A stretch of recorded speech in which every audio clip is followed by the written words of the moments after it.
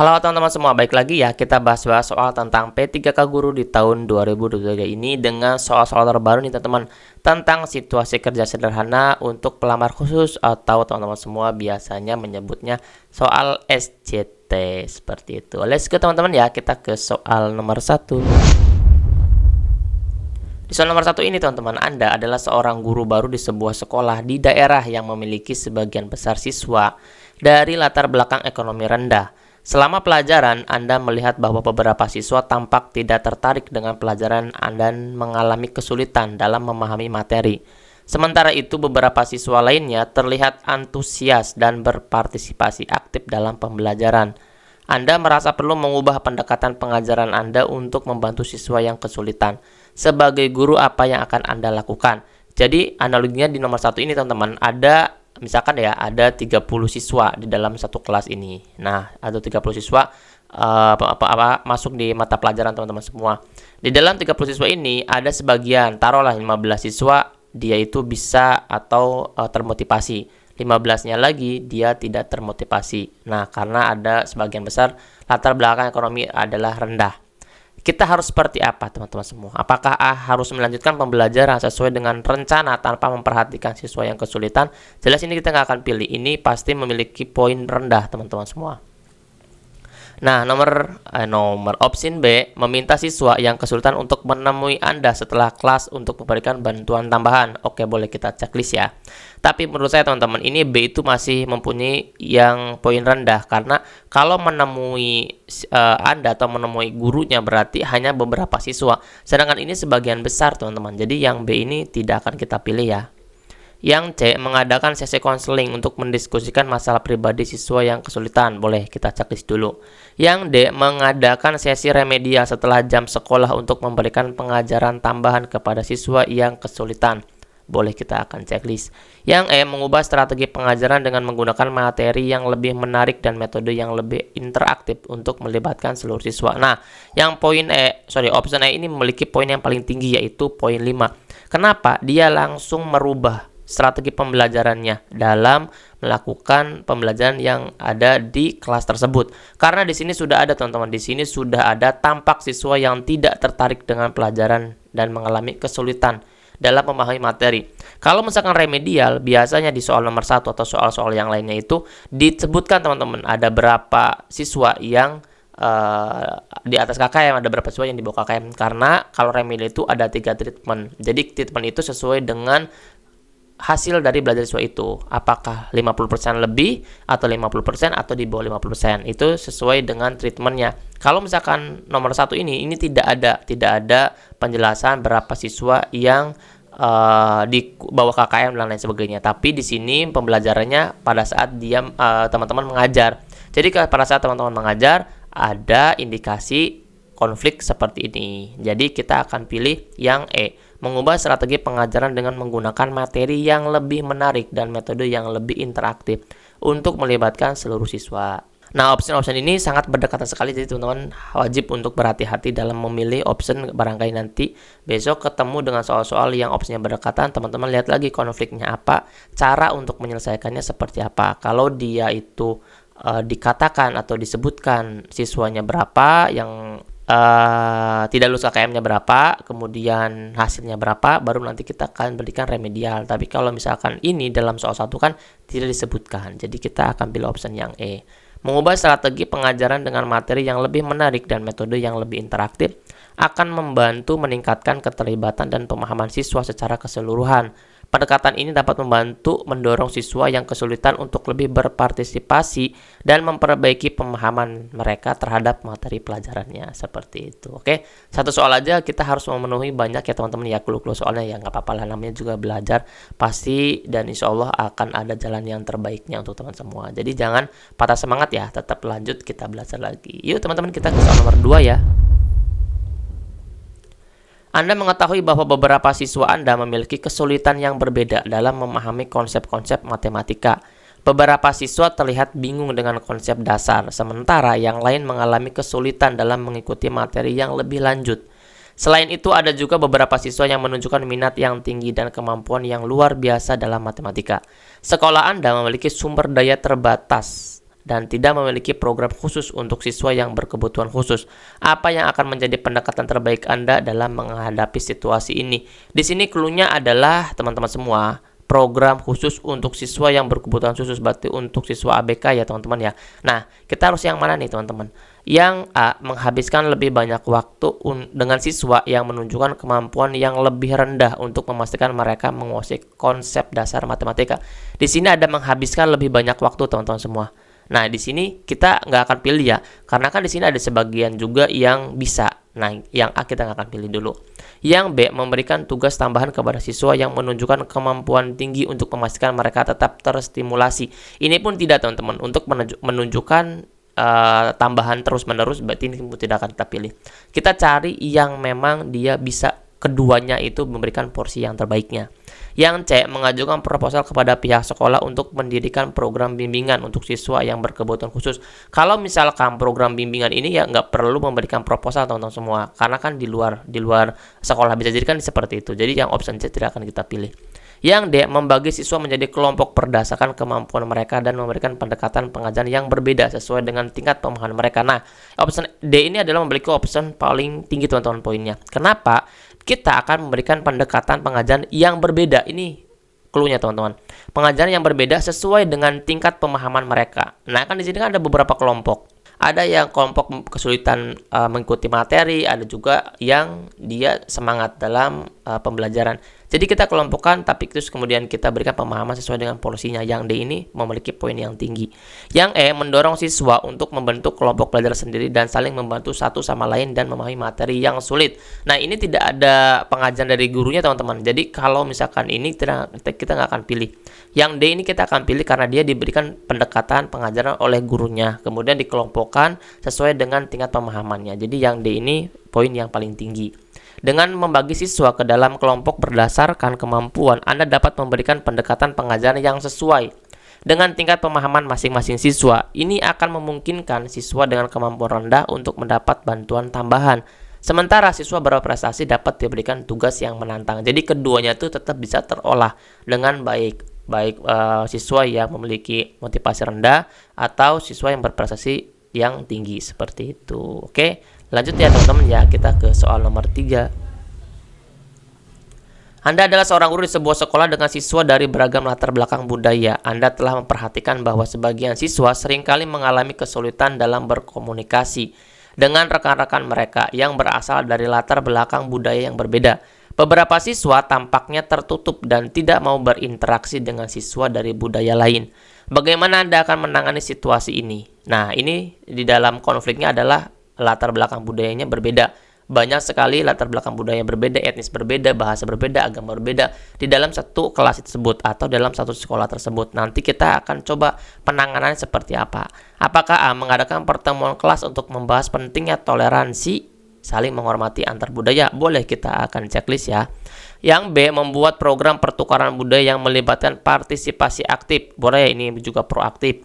Yang C, mengadakan pertemuan dengan orang tua untuk mendiskusikan masalah komunikasi antar budaya di sekolah. Yang C kita nggak akan pilih dulu ya teman-teman ya, karena AB ini lebih tepat, karena ini mengadakan pertemuan itu kalau misalkan sudah tidak ada lagi metode atau tidak ada lagi hal yang mentok gitu teman, tidak bisa lagi diselesaikan oleh sekolahnya. Jadi yang C kita nggak akan pilih dulu.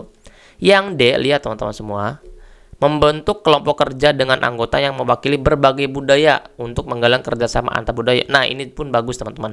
Yang E, mengintegrasikan materi pelajaran yang mengajarkan tentang keberagaman budaya dalam kurikulum Anda. Nah, opsi ini memiliki opsi yang paling tinggi teman-teman, karena ini langsung dalam pembelajaran. Nah, kalau ini kan dalam pembelajaran langsung. Kalau misalkan yang A atau yang B, ini berarti harus keluar. Nah, sedangkan di sini adalah Anda telah memperhatikan bahwa sebagian siswa seringkali mengalami kesulitan dalam berkomunikasi dengan rekan-rekan mereka yang berasal dari latar belakang budaya yang berbeda. Beberapa siswa tampak tertutup dan tidak mau berinteraksi. Nah, kita cari teman-teman mengintegrasikan materi pelajaran dengan mengajarkan tentang keberagaman budaya dalam kurikulum Anda. Jadi option E ini memiliki option yang tinggi, yaitu poin 5. Dengan mengintegrasikan materi pelajaran yang mengajarkan tentang keberagaman budaya dalam kurikulum, siswa akan secara sistematis terpapar pada topik ini, sehingga meningkatkan pemahaman dan toleransi mereka terhadap budaya yang berbeda, seperti itu. Oke. Nah, teman-teman semua, nih, kalau misalnya soal-soal seperti ini, teman-teman lihat lagi apakah dia dalam pembelajaran, apa di luar pembelajarannya. Itu bisa menjadi poin penting untuk teman-teman mengambil option yang akan teman-teman pilih. Oke. Lalu lagi teman-teman ya, kita ke soal nomor 4. Di soal nomor 4 ini, Anda adalah kepala sekolah di sebuah sekolah menengah yang terletak di daerah pedesaan yang terpencil. Anda menyadari bahwa sebagian besar siswa Anda memiliki tantangan akses terhadap teknologi dan fasilitas pendukung modern. Namun, Anda ingin memastikan bahwa siswa Anda tetap memiliki peluang yang sama untuk berkembang dan belajar. Bagaimana Anda menangani situasi ini? Apakah A. menggalang dana dari masyarakat dan lembaga amal untuk membangun fasilitas teknologi yang baru di sekolah? Atau B. membuat kemitraan dengan sekolah lain yang memiliki fasilitas teknologi yang canggih untuk memberikan kesempatan kepada siswa untuk menggunakan fasilitas tersebut. Kedua-duanya A dan B ini bermitra ya teman-teman ya, bermitra di luar sekolah.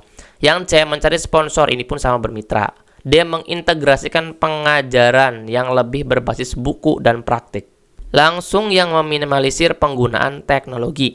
Yang E. menyelenggarakan lokakarya dan pelatihan bagi siswa dan guru tentang cara efektif memanfaatkan teknologi yang terbatas. Lihat lagi teman-teman di soalnya. Anda sebagai kepala sekolah terletak di daerah pedesaan yang terpencil. Lihat ya teman-teman ya, cluenya ya. Pedesaan yang terpencil. Anda menyadari bahwa sebagian besar siswa Anda memiliki tantangan akses teknologi dan fasilitas pendukung modern. Nih. Oke, teman. Nah, tantangan ini teman-teman memastikan bahwa siswa Anda tetap memiliki peluang yang sama untuk berkembang. Nah, jawabannya paling tepat adalah yang B. Membuat kemitraan dengan sekolah lain yang memiliki fasilitas teknologi yang canggih untuk memberikan kesempatan kepada siswa sehingga dia bisa menggunakan fasilitas tersebut. Kalau misalkan kita mencari sponsor, menggalang dana, itu memerlukan waktu yang lama dan memerlukan dana yang besar juga teman-teman semua. Nah, sedangkan di sini teman-teman ini kita supaya tidak tertinggal. Jadi option B ini menjadi option yang paling kita bisa pilih karena membuat kemitraan dengan sekolah lain, bekerja sama, dan di sini adalah berkolaborasinya teman-teman semua.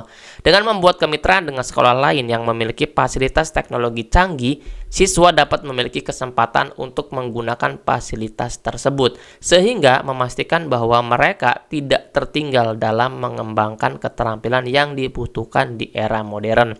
Jadi option B bisa kita pilih karena di sini soalnya bisa dijadikan sebuah soal yang segera dan itu tidak memerlukan waktu lama, kemudian dana yang besar. Kita kan bisa kolaborasi. Nah, di sini kita akan pilih jalinan atau kemitraan dengan sekolah lain seperti itu. Oke, teman-teman juga jangan lupa ya, kalau misalkan belum masuk di daftar kelas belajar kami di P3 Guru tahun 2023 ini, silakan teman-teman masuk di kelas belajar bersama kami. Mudah-mudahan yang masuk di kelas belajar kami semuanya bisa lulus ya teman-teman ya. Amin, kita belajar bersama.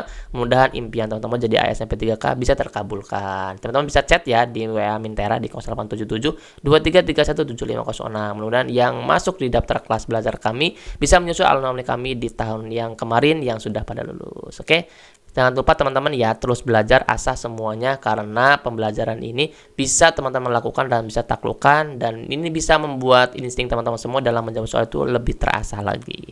Let's go teman-teman ya, kita ke soal nomor 5. Di soal nomor 5 ini, Anda adalah seorang kepala sekolah di sebuah sekolah yang berada di daerah perkotaan. Kalau tadi kan berarti di bawah ya teman-teman ya, sedangkan di perkotaan sekarang. Dengan siswa yang berasal dari beragam latar belakang sosial ekonomi. Anda melihat bahwa beberapa siswa mengalami kesulitan dalam mengikuti pelajaran karena beban pekerjaan di luar sekolah. Sementara yang lain memiliki tantangan emosional yang mengaruhi konsentrasi mereka di kelas. Bagaimana Anda akan menangani situasi ini? Apakah A. mengubah kurikulum? Atau B. mengurangi beban pekerjaan di sekolah dan memberikan lebih banyak waktu istirahat kepada siswa? Nih lihat ya teman-teman ya. Yang C. mengadakan sesi konseling kelompok untuk membantu siswa mengatasi tantangan emosional mereka. D. menyelenggarakan program bantuan belajar setelah jam sekolah untuk siswa yang kesulitan. Yang E. berkolaborasi dengan lembaga swadaya masyarakat untuk menyediakan beasiswa bagi siswa yang membutuhkan. Ini yang E itu nggak relevan ya teman-teman ya, karena di sini kan di dalam perkotaan, dan clue-nya atau masalahnya adalah di sini teman-teman.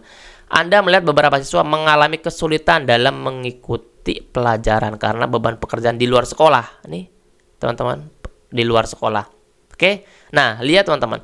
Yang menurut saya ada yang paling tepat adalah yang A, mengubah kurikulum untuk lebih memperhitungkan latar belakang sosial ekonomi siswa. Mengubah kurikulum itu bukan mengubah kurikulum yang ada di Kemendikbudnya, tapi mengubah tatanan pembelajaran yang ada di sekolah tersebut sehingga kita bisa memperhitungkan apa aja kebutuhan siswa tersebut dengan latar belakang apa nih sosial ekonomi yang ada di sekolah tersebut, seperti itu. Oke. Nah, option A ini dengan mengubah itu lebih memperhitungkan latar belakang sosial ekonomi siswa, sekolah dapat menyediakan pendekatan pembelajaran yang lebih holistik dan inklusif yang dapat membantu siswa dari latar belakang yang berbeda untuk mengatasi tantangan yang mereka hadapi. Nah, mudah-mudahan yang A ini bisa mendapatkan poin lebih tinggi daripada option-option yang lainnya, karena nanti teman-teman semua akan memilih option yang paling tepat dari yang tepat, seperti itu, supaya teman-teman mempunyai nilai yang besar bisa mengalahkan pesaing yang lainnya. Bisa ya? Amin. Lanjut teman-teman ya, kita ke soal nomor 6. Anda adalah seorang guru di sebuah sekolah yang memiliki siswa dengan tingkat kecerdasan yang beragam. Anda menyadari bahwa beberapa siswa memiliki potensi akademik yang tinggi tetapi kurang termotivasi. Sementara yang lain mungkin memiliki potensi yang lebih rendah tetapi sangat termotivasi. Bagaimana Anda akan menganalisis situasi ini? Nah, yang satu siswa dia potensinya besar tapi dia kurang motivasi. Ada juga yang potensinya rendah tapi dia termotivasi. Nah, seperti apa nih teman-teman? Apakah A membuat program penghargaan khusus untuk siswa yang mencapai hasil akademik tinggi? Nanti kalau misalkan yang A, kasihan yang potensi akademiknya rendah ya teman-teman. Tapi kita akan pilih, kita kan harus bisa memberikan yang terbaik untuk kedua siswa tersebut atau kedua tipe siswa tersebut. Nah, yang B, mengadakan sesi konseling individu untuk membantu siswa menemukan motivasi mereka. Konseling individu boleh kita checklist dulu. Yang C, mengadopsi pendekatan pengajaran yang lebih umum agar setiap siswa merasa dihargai tanpa memandang kemampuan akademik mereka. Nah, ini yang C bagus banget teman-teman nih. Karena kan ada yang potensi rendah ya teman-teman ya. Dia memiliki potensi yang rendah. Yang D, memberikan tantangan akademik yang sesuai dengan kemampuan setiap siswa untuk mempertahankan motivasi mereka. Ini pun benar, kita akan checklist juga. Yang E, menyelenggarakan lokakarya motivasi yang melibatkan siswa dalam diskusi dan kegiatan berbasis kelompok. Ini benar tapi terlalu jauh menurut saya teman-teman. Jadi yang E kita nggak akan pilih. Kita ada ini option B, C, dan D. Lihat teman-teman semua. Yang B ya, kita lihat ya. Mengadakan sesi konseling individual. Ini bagus tapi terlalu lama kalau misalkan menurut saya ini. Karena individual satu persatu. Ini nggak akan kita pilih. Yang C dan D ini lebih relevan teman-teman. Kita akan pilih yang mana yang poin 5.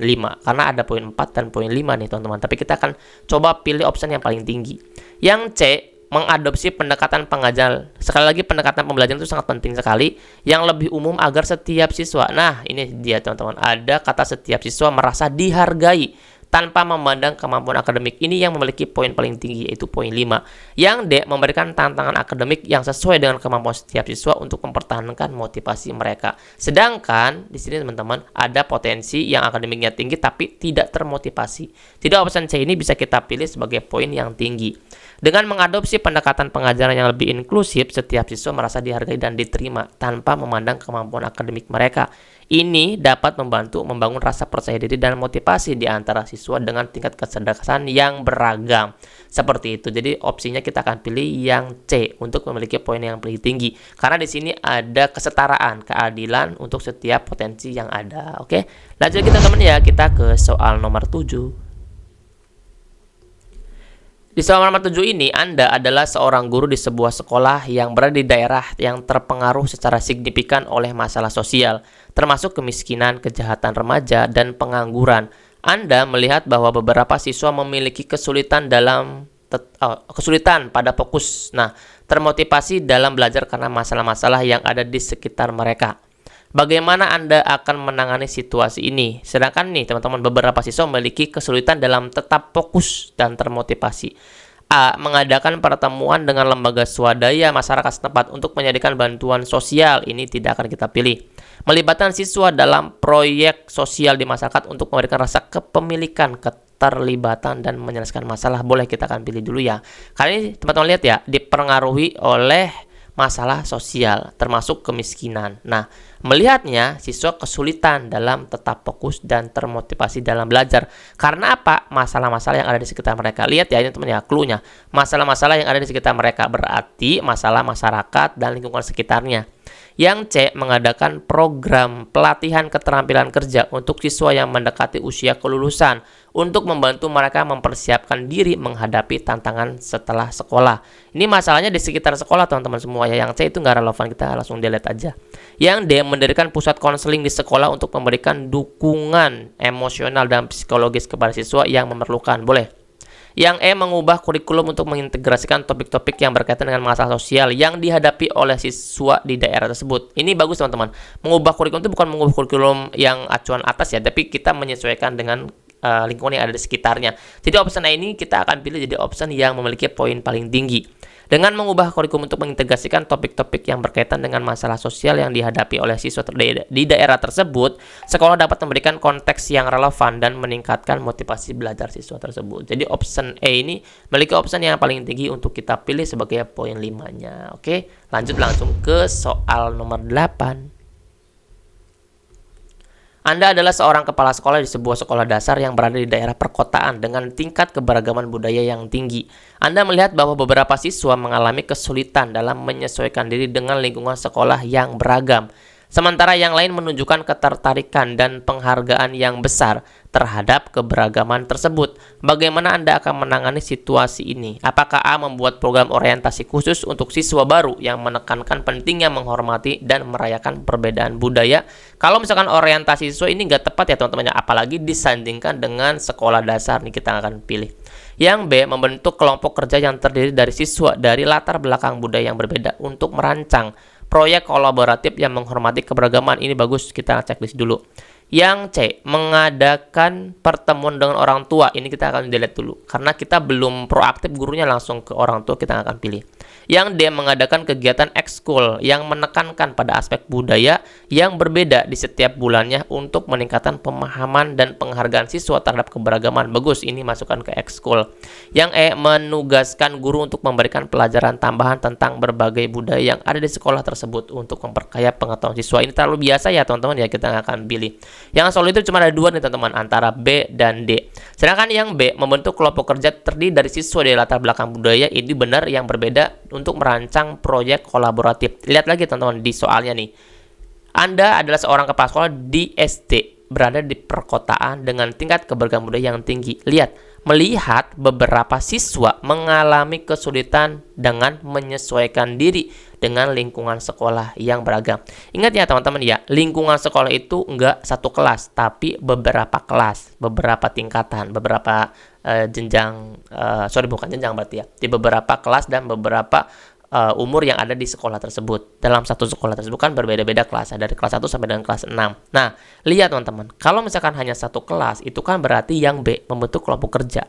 Nah, kalau yang D itu menggunakan ekskul. Ekskul kan berarti kan dari kelas 2 ke 3 atau 5 ke 6, ini kan ada hadir bersama-sama. Jadi option D ini adalah option yang paling tinggi, mengadakan ekskul yang menekankan pada aspek budaya yang berbeda. Pilihan D adalah pendekatan yang baik karena meningkatkan pemahaman dan penghargaan siswa terhadap keberagaman melalui kegiatan ekstrakurikuler. Nah, ini bisa kita pilih option D ini untuk memberikan penghormatan atau penghargaan kepada berbagai budaya yang ada. Sehingga anak-anak bisa menjadikan anak-anak yang menghargai budaya orang lain walaupun budaya itu tidak sama dengan budaya mereka. Seperti itu. Oke, let's go lagi teman-teman ya, kita ke soal nomor 9. Anda adalah seorang guru di sebuah sekolah yang memiliki siswa dari latar belakang sosial ekonomi yang beragam. Anda melihat bahwa beberapa siswa memiliki akses terbatas terhadap buku dan materi pembelajaran, sementara yang lain memiliki akses ke teknologi modern dan sumber daya pembelajaran yang canggih. Bagaimana Anda akan menangani situasi ini? Apakah A, mengadakan penggalangan dana untuk memberikan akses yang sama terhadap buku dan materi pembelajaran bagi semua siswa? Nih teman-teman lihat ya, penggalangan dana. Sedangkan di sini teman-teman, lihat ya, adanya di sosial ekonomi, sementara bagaimana Anda menangannya sehingga ada siswa yang memiliki akses terbatas. Kemudian ada juga siswa yang memiliki akses langsung ke teknologi modern dan sumber daya. Jadi ada dua tipe yang ada di sekolah tersebut. Ada yang terbatas, ada yang memiliki akses. Kalau mengadakan penggalangan dana, ini kita nggak akan pilih ya teman-teman ya. Ini terlalu meluas sekali untuk kita pilih sebagai option yang nomor 9 ini. Yang B, mengintegrasikan penggunaan teknologi modern ke dalam semua aspek pembelajaran untuk mengimbangi ketidaksetaraan akses. Yang B, kita bolehlah checklist dulu ya. Yang C, mengorganisir program tukar-menukar buku dan materi pembelajaran antar siswa untuk memastikan setiap siswa memiliki akses yang sama. Tukar-menukar buku, ini yang akan kita pilih. Yang D, membuat perpustakaan sekolah yang lengkap dengan berbagai jenis buku dan materi pembelajaran untuk digunakan oleh semua siswa. Good, kita akan checklist. Yang E, menyelenggarakan kelas tambahan untuk siswa yang memiliki akses terbatas, yang memberikan akses yang sama terhadap materi pembelajaran yang diperlukan. Good, ini memiliki poin 4, teman-teman.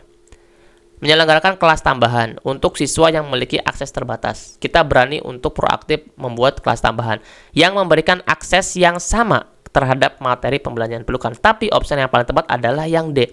Membuat perpustakaan sekolah yang lengkap. Kita kan punya perpustakaan sekolah, kita bukan perpustakaan sekolah dengan berbagai jenis buku, jadi nggak satu buku saja. Kalau perpustakaan itu kan berarti tidak memerlukan sesuatu yang lebih lagi, karena sudah ada di dalam ruangannya, sudah ada perpustakaannya. Tinggal kita melengkapi aja jenis buku dan materi pembelajaran untuk digunakan oleh semua siswa.